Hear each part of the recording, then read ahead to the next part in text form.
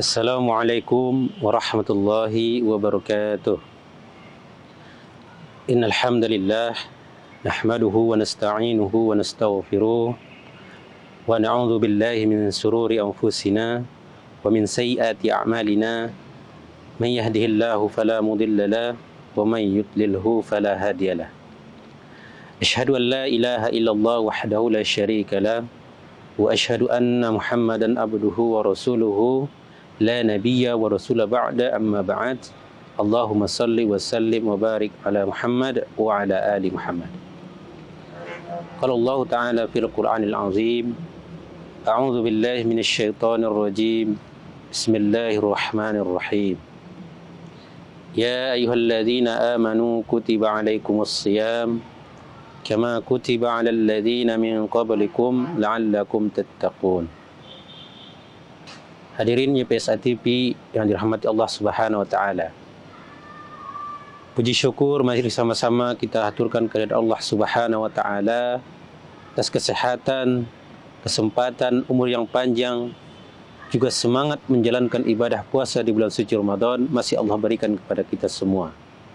Dengan harapan amal ibadah yang kita lakukan bernilai pahala di sisi Allah Subhanahu wa taala.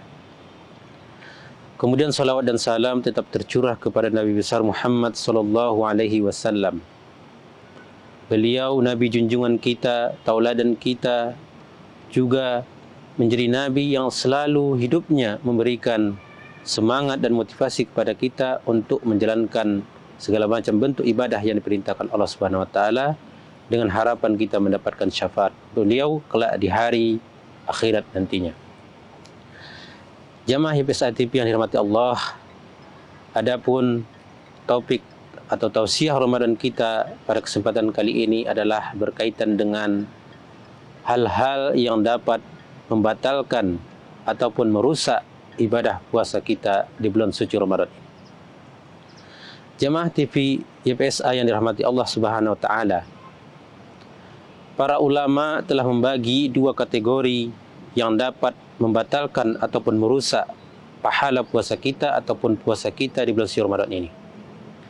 Di mana yang pertama adalah kategori yang dapat membatalkan puasa kita secara zahiriyah ataupun secara fikih. Di mana ini sudah dijelaskan oleh para ulama banyak di kitab-kitab fikih yang biasa kita pelajari di sekolah maupun di pondok-pondok pesantren. Di antaranya tentunya semua kita sudah sangat paham yang dapat membatalkan puasa kita adalah makan dan minum, kemudian melakukan hubungan suami istri di siang hari di bulan suci Ramadan, keluar dari Islam, ataupun hal-hal yang lainnya yang sifatnya fikih yang terukur yang secara zahir dapat membatalkan pahala puasa kita. Dan ini menurut saya hampir semua orang Islam sudah faham dan sudah tahu dan sudah bisa menjaga dari hal-hal yang membatalkan puasa secara zahiriyah atau secara fikih. Namun yang menjadi penekanan pembahasan tausiah kita hari ini adalah kategori yang kedua, yaitu hal-hal yang merusak puasa kita maupun merusak secara mengurangi pahala atau bahkan tidak ada sama sekali puasa yang kita dapatkan dalam menjalankan ibadah puasa. Ini yang sering dilupakan oleh umat Islam kebanyakan. Apa saja itu? Maka para ulama juga menjelaskan ada beberapa hal yang dapat merusak atau bahkan menghilangkan pahala puasa kita di bulan suci Ramadan ini. Walaupun kita sudah seharian capek-capek, seharian sudah lelah dan letih menahan dahaga, menahan haus dalam menjalankan ibadah puasa, tapi hasilnya nol di sisi Allah Subhanahu wa taala. Ini yang perlu kita hati-hati jamaah YPSA TV yang dirahmati Allah. Bahkan Rasulullah SAW sejak dahulu sudah memberikan nasihat, bahkan peringatan kepada umat Islam agar tidak menjadi orang-orang yang seperti ini. Di mana kata Rasulullah SAW dalam hadis riwayat Ahmad, kam min sa'imin laisa lahu min siyamihi ilal ju' wal atas.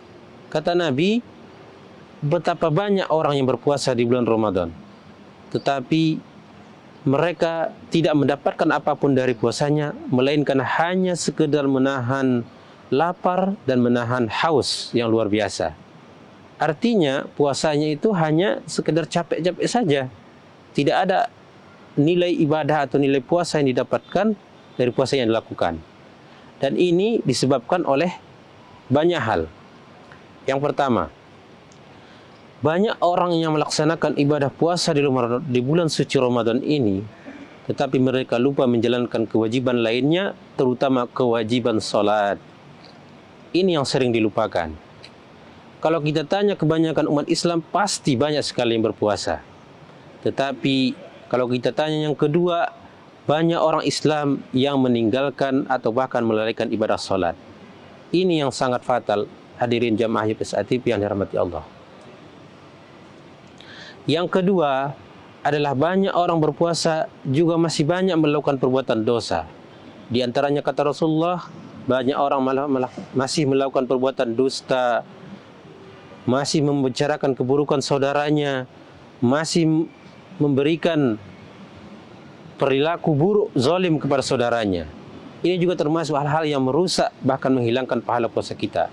Kata Nabi, barang siapa yang masih melaksanakan perbuatan dusta dan tidak mau meninggalkannya, maka Allah tidak butuh pahala puasanya. Dan juga perbuatan-perbuatan buruk lainnya, menzolimi bahkan memfitnah saudara kita. Kata Allah Subhanahu wa taala dalam surah Al-Hujurat, ya ayyuhalladzina amanu jitanibu katsiran minadh-dhann inna ba'dadh-dhanni itsmu wa la tajassasu wa la yaghtab ba'dukum ba'dah. Hai orang-orang beriman, jauhilah kamu dari prasangka buruk. Sesungguhnya sebagian prasangka itu adalah dosa. Dan jangan pula di antara kamu saling mencari kesalahan dan saling menggunjingkan saudaranya. Inilah yang mesti kita jaga, jamaah YPSA TV rahimakumullah.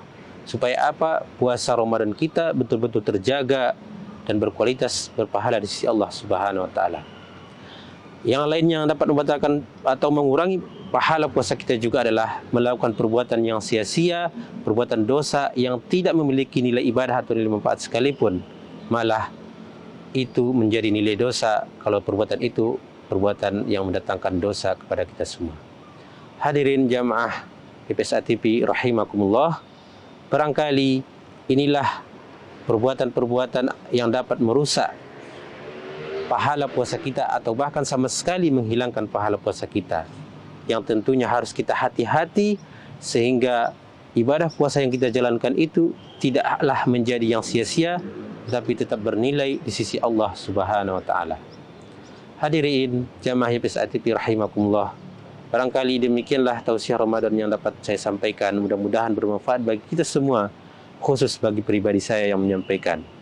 Subhanakallahumma wa bihamdika asyhadu an la ilaha illa anta astaghfiruka wa atubu ilaik. Assalamualaikum warahmatullahi wabarakatuh.